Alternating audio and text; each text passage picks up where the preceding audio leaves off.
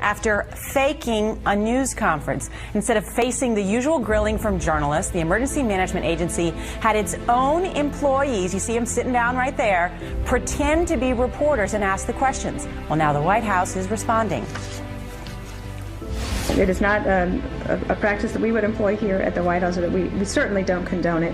We didn't know about it beforehand.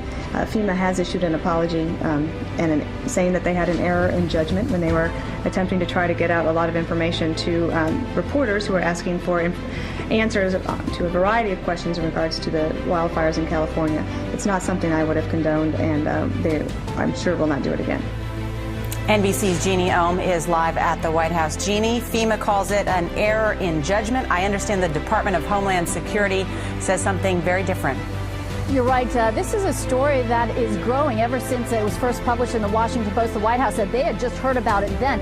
Well, this afternoon, there's a strong response from the Department of Homeland Security, which oversees FEMA. And I want to read part of it.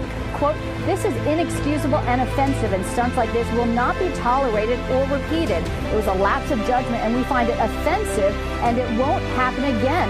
Laura Keener added that, in fact, the senior leadership is now taking a look at whether FEMA staff will be reprimanded over this incident. So certainly it's not the kind of press FEMA was looking for. They were really trying to show that they had learned from the mistakes of Hurricane Katrina and were really being proactive, very quick on its feet to respond to the wildfires in California. Instead, now a lot of people talking about this staged news conference earlier in the week.